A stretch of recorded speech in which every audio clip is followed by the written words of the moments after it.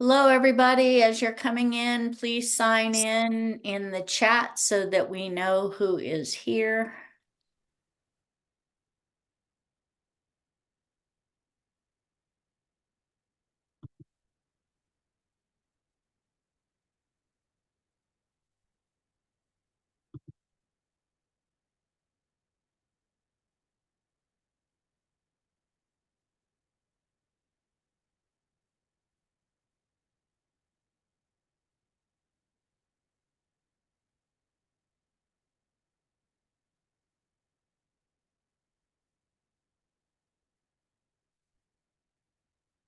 We will start at 1:02. And again, if you have not yet signed into the chat, please do so that we know who is here.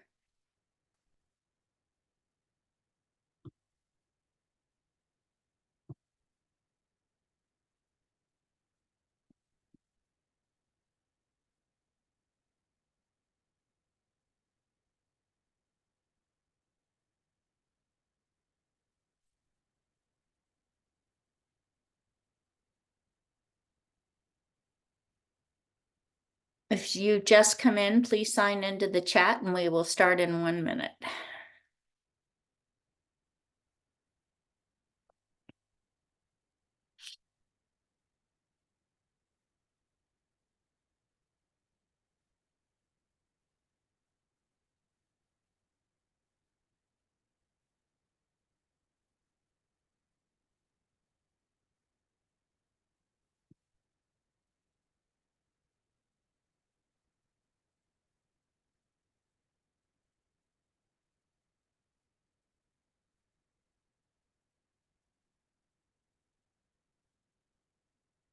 Okay, everybody, thank you for being here today. As always, we are recording this so that it will be available for anyone else who was not able to attend. We're gonna welcome you and jump in.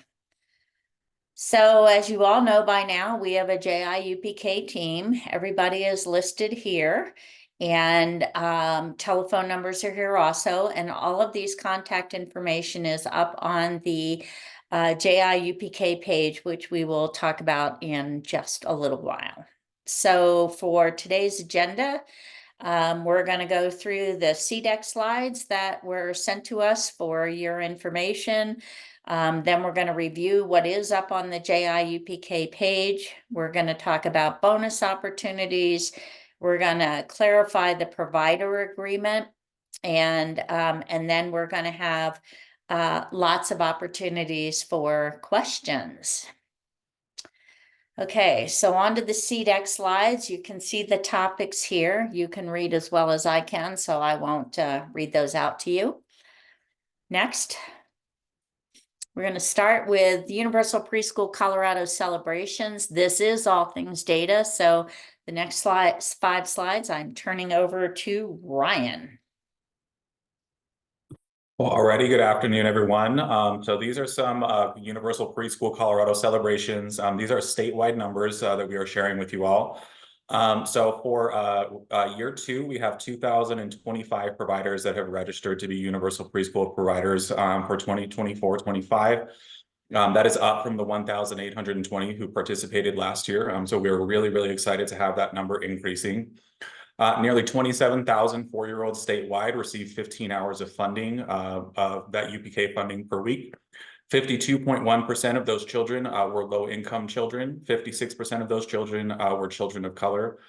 Nearly 50% of our universal preschool providers statewide were rated level 3 to 5 by Colorado Shines. So this is just some general overview of the award types and then our provider types statewide. So these the percentages of these award types do reflect the reality in El Paso County as well. So 9,115 of those kiddos received 10 hours of funding. 26,558 of those kiddos received 15 hours of funding. And then 3,492 of those kiddos received 30 hours of funding for a total of 39,165 awards. That does represent 62% of Colorado's 4-year-old population. So here is the provider type distribution, and then the 4-year-olds served by provider type. So it's a little bit different if you look at these percentages here.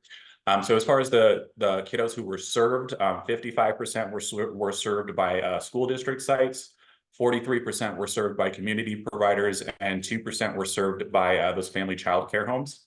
So of course that distribution is just a little bit different from what the provider type was. 39% of our providers statewide are those school district sites. 48% are those community providers, and then 13% are actually those family child care homes. So now we're going to go into some updates here from El Paso County. This is mostly year 2 updates for you all. So as of yesterday, 3/20, there were 2,938 applications for 2024-2025 in the queue in El Paso County. We are on track to hit 3,000 this week. For those of you who are familiar with our population statistics, that represents around 31% of our 4-year-old populations, families that have either submitted or started their applications in just 21 days. So 2,322 of those have been submitted, and then 616 of those are in progress but have not yet been submitted. So then as of yesterday, a total of 1,245 children have actually been placed. Those are, of course, those continuity of care kiddos. And so providers will need to verify that those children placed with them do meet that eligibility. We also do know that many families have actually filled out the 2023-2024 application thinking that it was for 2024-25. Our navigators have worked with dozens of these families already to fill out the correct application. We know that some of those links that were being sent out were also defaulting to that 2023-2024 application. So if you have any of those families who are in that situation, please reach out to us and we can get them that help. We did have a family just yesterday that was in this situation that we had to get that correct application filled out. So we know that this is an ongoing issue. So like I said, please, if you have this situation, just let us know and we'll try to help those families get the correct application filled out. So this is just kind of a visual of what we've been dealing with in terms of applications. So we had quite a few on the very first day, almost a little bit over 800. It doubled by the next day. And then it's been kind of gradually, I guess you could say, a little bit stabilizing a little bit. So we were averaging around 100 a day. It's getting to around 50 to 75 a day. But this is what we're looking at right now. It is leveling off a little bit. We do anticipate that it will start spiking again as the school year gets closer to starting. So we do just have a quick update as far as seats. So we have had a slight seat reduction. We're down to 6,173. We're still in a really good spot with that number, though. We did have one of our family child care teachers who was registered for year 2 move away. So we are at a total of 200 providers for year 2. So the distribution of that in El Paso County is 36% of our providers are school district-based programs, 44% are those center-based programs, and a much larger percentage this year, we're very happy about this, are family child care teachers, 20% are family child care teachers, and 71 of our providers are accepting CCAP as a form of payment. There is that new bonus regarding CCAP that will be discussed later on in the presentation as well. And so this is just a graph of that data for you all. I know sometimes it can be a little bit boring to just have numbers thrown at you. So I really like to visualize these things. So that's just that data visualized for all of you.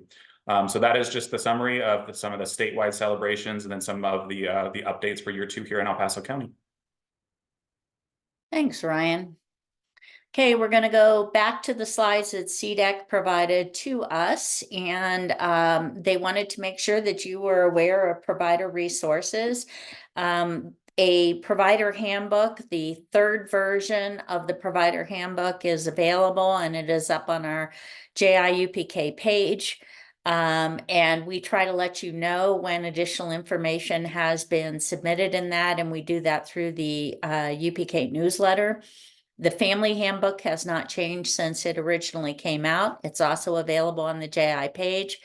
There is a link on the JI page to the CDEC website and for provider information. So encourage you to sign up for, excuse me, any and all newsletters that come out from CDEC, and including the Colorado Universal Preschool Newsletter.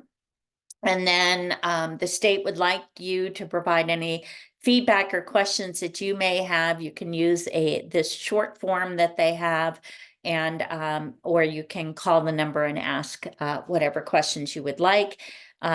If you can certainly start with us, and if we can't answer your question, we'll get the answer for you.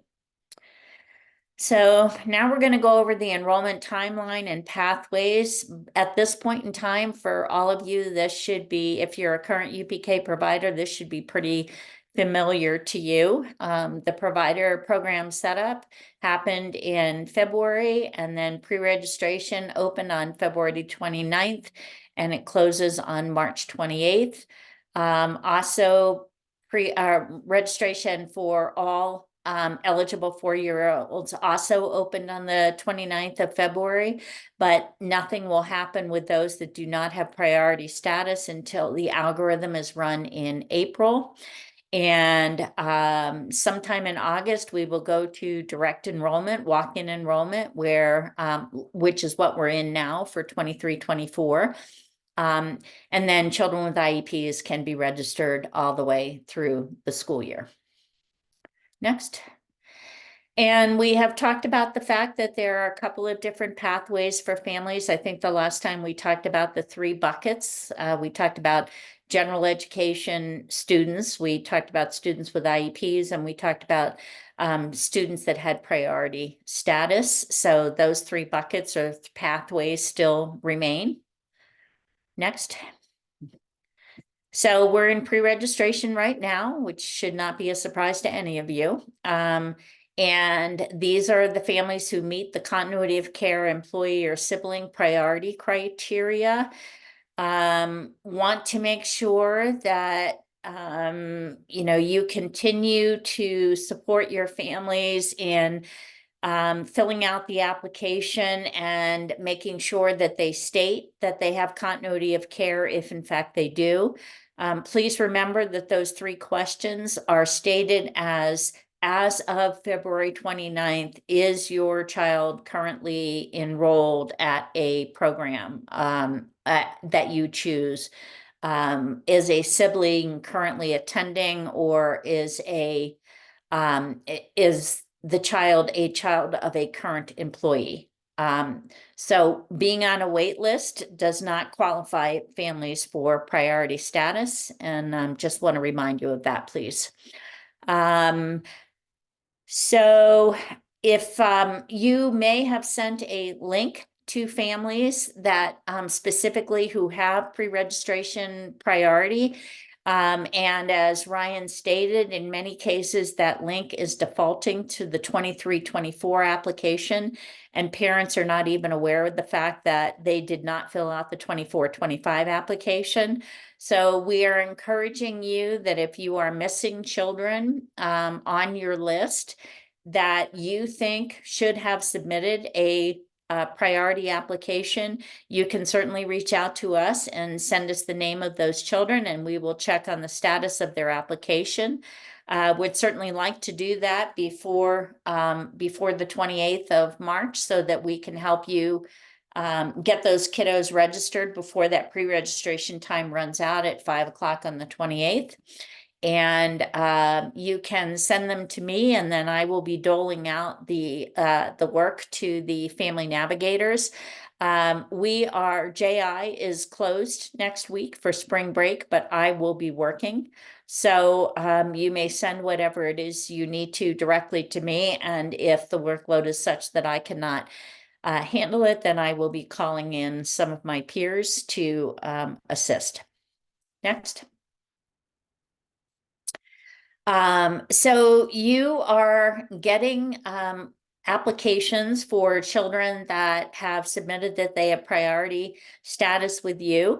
We were originally told that they would be coming to you daily. That is not happening.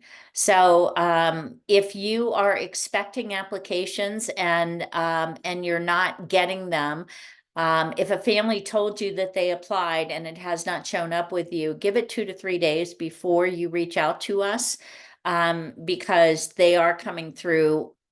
They're coming through no less often than weekly, but they are not coming through daily. So, but we're happy to look up a child and let you know whether or not they've applied correctly. And you do not have the opportunity to accept children that are coming to you, but you do have the opportunity to decline if they do not have continuity of care. And that is the only reason right now that you are able to decline, and you may only use that reason. The explanation for that is we have been told that families who have been declined because they do not have continuity of care, that before the algorithm runs, that selection where they have been declined will go back to select status, and they will have the opportunity to be run through the algorithm where the place where they declined is still their first choice. So yes. And then we wanted to make sure that you know that families are not done once they receive their matches. Even though they have priority with you, they will have to accept or decline as of April 3rd, and they will have approximately a week to do that. After that time, then the algorithm will run. Next. So there are two DAA rounds planned for this year. The first, as they call it, general matching round, will take place in mid-April. And that happens after all of the pre-registration stuff has been settled down and families have had the opportunity to accept or decline their match. And then also there will be some time in there where you can reach out to us and let us know if you want to increase your UPK seats before the algorithm runs. So you can let us know that. And then the second round is scheduled to take place in July. And then closer to the start of the school year, we will go to walk-in status, which is someone comes into you and says that they would like to be enrolled in UPK, and you have a seat, then you can reach out to us and ask us to put that family in that seat. Next. So I want to talk about income verification this year. For year 2, families will have to upload proof of income documents to qualify for additional funding. That was not enforced this past year. It will be now. And that if they don't wish to qualify for additional funding, or they know they're not eligible for extra funding, they don't have to upload income documents. But if they want to be considered, they're going to have to upload income documents. Next. So we're moving on to the quality standards now. So the quality standards really address 3 areas: the instructional practice, the healthy development of children, and family and community engagement. And the proposed quality standards are almost ready to go for, go ahead on to the next slide, for the next year. And the link to the quality standards page is on the UPK, JIUPK page, as well as that is where you can go to download the current version of the proposed quality standards. Many of the things that were in the first couple of versions have been pushed back to implementation for 25 from 24. But there are still some things that are going to into effect in 24, and you should be aware of those. So make sure you take a look at those quality standards. There's also going to be a resource bank stood up. And you can see here that it's basically going to be organized around the 3 areas that we just talked about.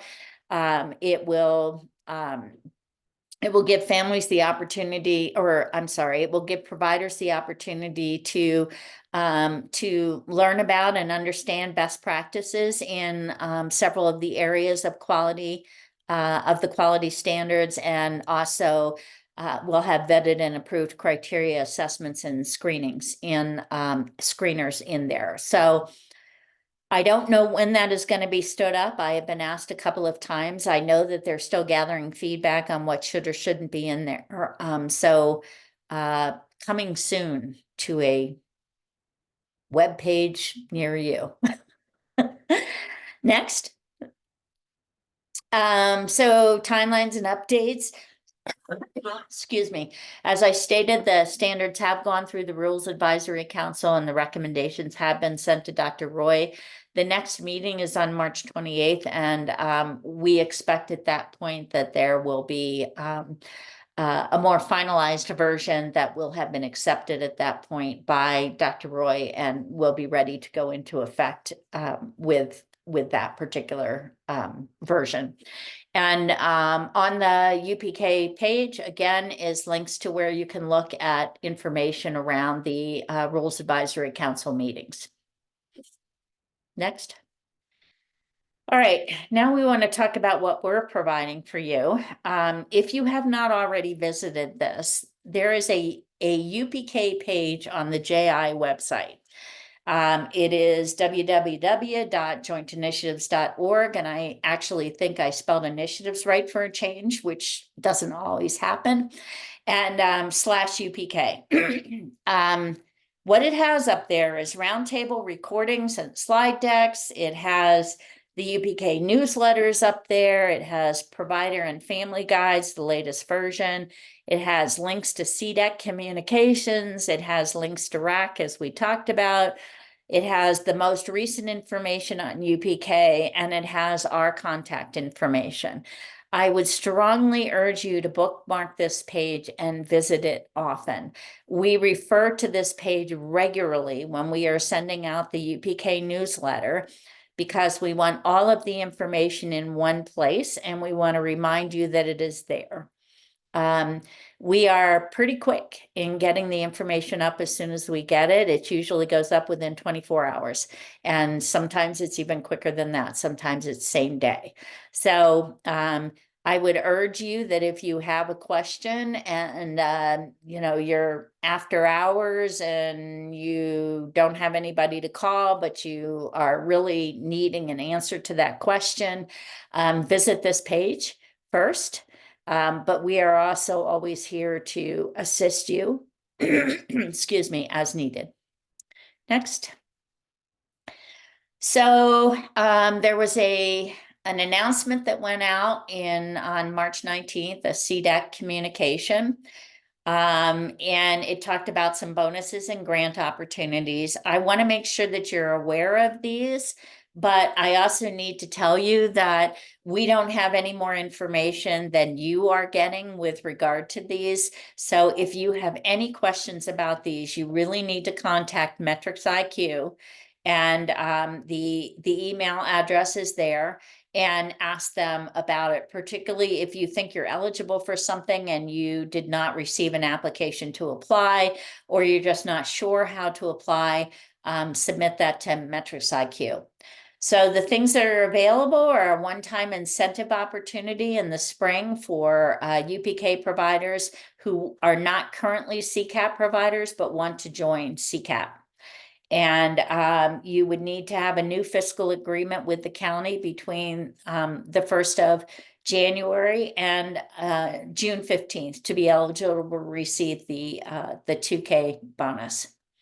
There is also a one-time bonus available somewhere between $800 and $1,600 to UPK providers who have maintained or increased their license capacity to serve infants and toddlers. And you've either maintained or increased that between 4/1/22 and 4/1/24. So again, if you are eligible for that and you have not received any additional information, reach out to Metrics IQ. And then on Friday, the 15th, Metrics IQ sent applications via email to providers who were eligible to apply for the spring stabilization or new provider success grants. You do have to complete the application to be eligible. Again, if you believe that you are eligible and you did not receive that, please reach out to Metrics IQ. Next. All right, so there have been some questions. Excuse me 1 second. Uh-huh. That link, so it came out this morning, and it gives you that temporary password to change the password, but it's corrupted. It's not showing anything. Just because you talked about it, I thought I'd share that. Okay, good to know, and reach out Okay. to Metrics IQ. Okay, Thank you. you're welcome. So I will change that for this evening, that for our family childcare teachers, that it went out today. Okay, provider agreement for private providers. So we have had a lot of questions about the provider agreement, specifically around things that do not appear to be applicable. So I sent out an email to the head of the state procurement and got some answers back.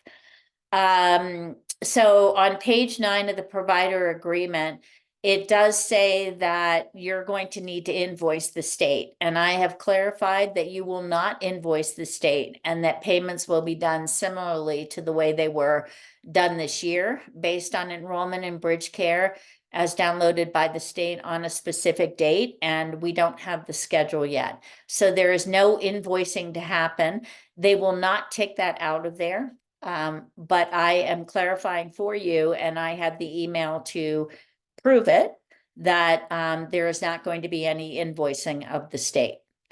On page 11, section 6A, the procurement office states that you will be required this year to submit a quarterly report on how you expended your UPK funds.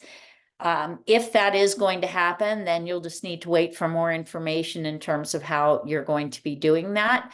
But the head of procurement did tell me that that is going to be expected this year. And I want to remind you that you are required to publish your tuition this year, and where you should publish that is on your profile. There is a financial programs section, and underneath that there is a place where it says additional payment options section of your profile. That is where you need to publish your tuition. So make it clear in there as to what the tuition is going to be for families who get 15 hours free and what the tuition will be for families who get 30 hours free. And it needs to be clear to families that they are actually getting a break from a full tuition family.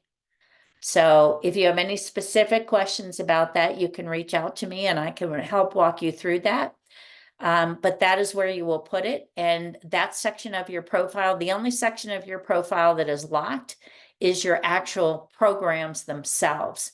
The rest of it, the description, etc., is all unlocked and available to you to be able to do that. That is in the provider agreement, by the way, that you are required to publish. It was in there last year too, but they did not enforce it. They are enforcing it this year. Next. Just want you to know that children with IEPs, if you have a kiddo that the family knows that they have an IEP and they put it in their application, then supposedly they are not able to choose any locations, and supposedly they will go directly to the school district if the school district is aware of the fact that the child has an IEP. If that happens, then at that point, the family can say, we need more hours than what we can get from you, the school district, so we're going to decline services and get our services for our child privately. Then at that point, they will be able to go in and select where it is they want to go. But you also have the right to say, I cannot support this child's special needs if it is something that you're not able to support. And then we will want to work with that family to see if we can find someplace that meets their hours needs, but also meets the needs of their child if necessary. So if they want to go directly to a provider, then I would suggest that they do not put in their application that they have an IEP, and then choose the providers. And once again, when you do some sort of a tour or an interview or whatever with that family, make sure that you're asking the question, does your child have any special needs that we need to be aware of? And then address from there whether or not you're able to meet those needs. Next. Liz, I'll get to your question in a few minutes. Wanted to remind you all that any 3-year-olds that want to take advantage of free preschool, once again, they have to go to their school district. And then the school district has the complete right at this point to decide what criteria they will use to determine which 3-year-olds are served by them. Just a reminder, you are certainly free to enroll 3-year-olds in your program. It just will not be with any UPK support. So they will all be tuition based. Okay, can we stop sharing, Drew? And let's start talking about whatever questions or comments you have. Liz, is there a deadline to get the rates published in our profiles? I have not seen a specific deadline, but families, the expectation is that families know what it is that you will be charging them as they are potentially being matched or choosing matches. So I would say that at the point that you're done with priority enrollment, your rate should be up.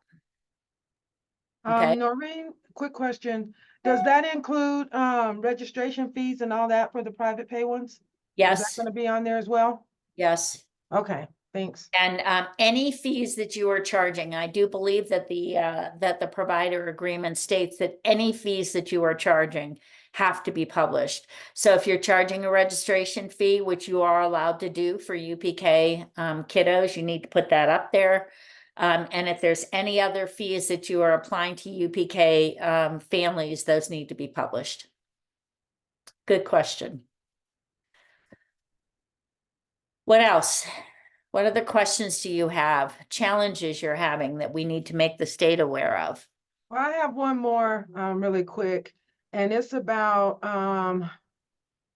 the last email that came out about we're supposed to verify birth certificates now.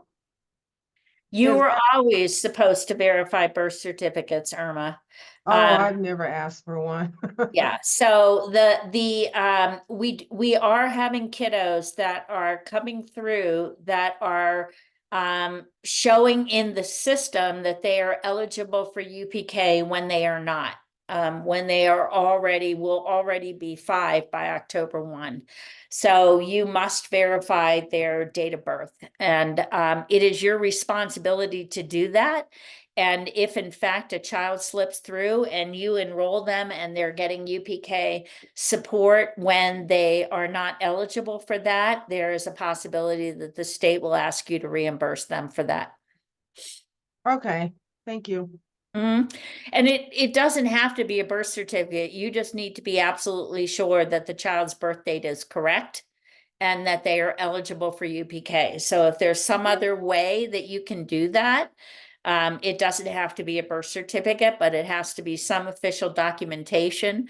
Maybe it's on their immunization record or something of that sort, but you've got to be able to verify that they are not 5 by October 2nd, and that they are not that they are 4 by October 1st. Okay, that is a part of our enrollment. So Right. that Exactly. works. Thank you. Exactly. Okay. Okay. All right. What else? What other questions do you have?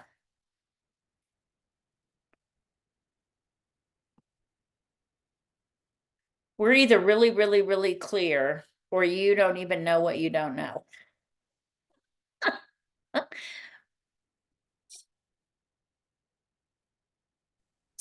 Okay. aren't seeing any significant issues so far this year. The preemptive enrollment for qualified families has been going fairly smoothly for us. We're doing okay. All right. That's great.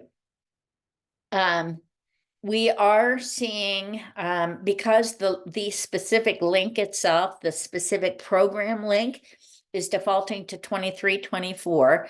We are seeing families who actually think that they applied for 24-25 and in fact did not.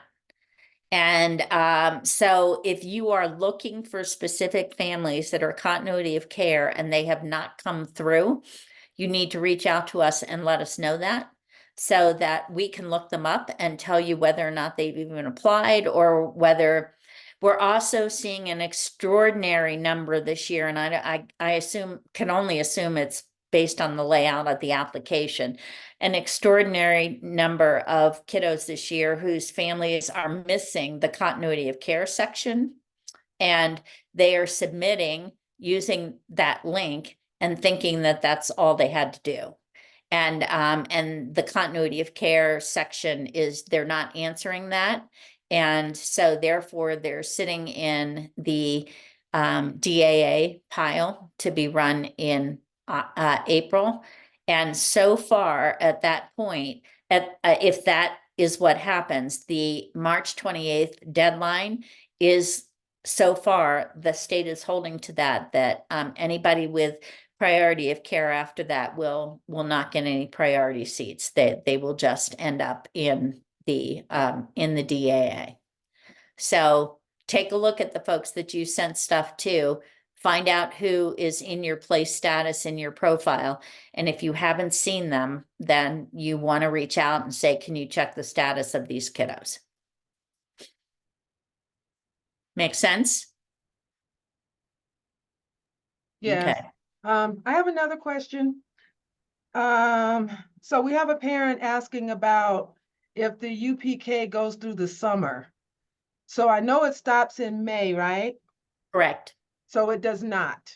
It does not. Okay, and then it starts back up in August? Correct. Okay, thank you. Yep. What else?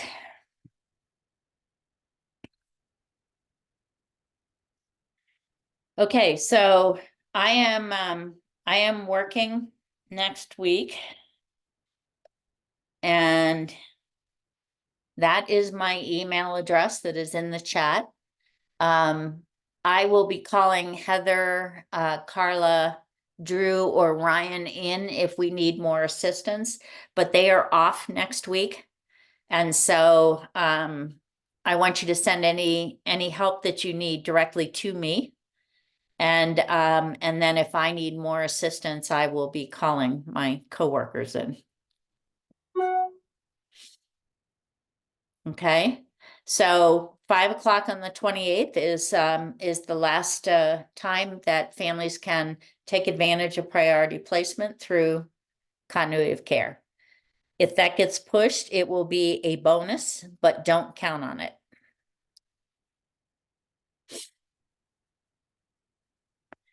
Other questions?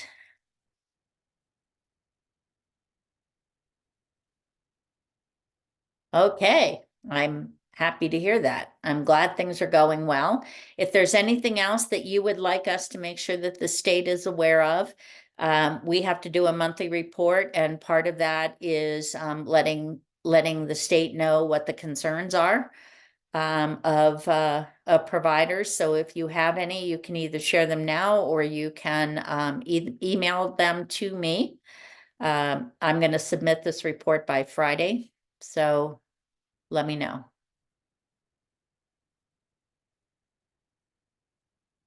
Going once, going twice. Okay, everybody, have a good one. And if you are going to be on spring break, good for you. Most of you, I'm sure, aren't. But yeah, I know, Liz. You're not CPCD. All right, everybody. Glad you were here, and take good care. Bye.